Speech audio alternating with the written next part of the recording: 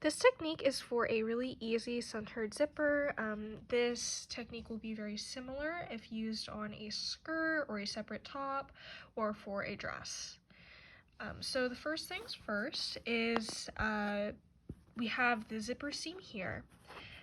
This reinforced part is where the regular seam is. The zipper seam itself is going to be basted shut using a long basting stitch and a 0.5 inch or 12 millimeter seam allowance. At this point in time, if seam finishes are being used, such as a zigzag stitch along the raw seam edge, that can be done at this point. The next step involves basting the zipper to the zipper seam. So the first step involves placing the zipper, so the zipper pull is a minimum of 0.5 inches or 12 millimeters away from the top edge of the seam allowance to allow for a hem or a seam. And then next, the zipper basting method can be chosen. A really important note is to make sure that the wrong side of the zipper is facing up, and the wrong side of the garment is also facing towards you. Together, the right side of the fabric on the seam should be facing the right side of the zipper. The method of basting seam here is pin basting. Pin basting is pretty simple.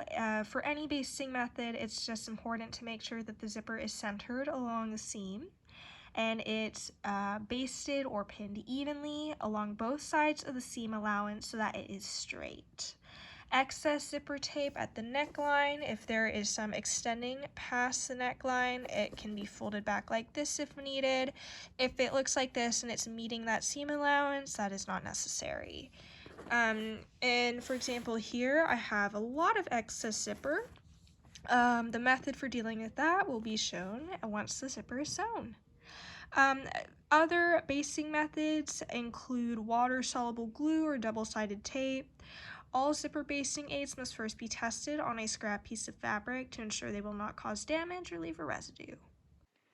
Now that it's time to sew the zipper, I like to start about 1 inch 2.5 cm from the top of the zipper away from the zipper pull.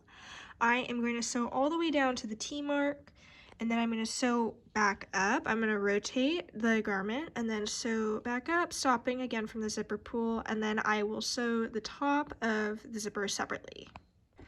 Alright, when I reach the T mark, I am just going to slowly hand crank the needle across the zipper track. It's really important to use caution and to work very slowly in this area because I don't want the needle to break. And then after that, I might go over the zipper track again, back and forth, just very slowly, hand cranking it to make sure it's secure. And then I'm going to repeat for the other side. And I'm going to stop when I reach the top. Using a seam ripper, I'm going to open some of the basting stitches from the top of the zipper, just partway down the seam. And then I'm going to pin the sides, the upper edges of the seam in place, and I'm going to stitch them down. Now that the top of the zipper is sewn in place, the bottom of the zipper, if there's excess, ideally I would want my zipper seam to be longer, so I could have a bit more of a zipper tail, but the next step would involve, I'd say I'd give it about an inch or two, or which is about 2.5 centimeters to 5 centimeters, and right before I'd make the cut, I do a few, you could either do machine stitching or hand stitching is very secure, just a few stitches around the zipper coil, and then the excess can be cut. And then finally, using a seam ripper, I would just continue just carefully opening that basted seam. This is what the centered zipper looks like when opened, and this is what it looks like closed.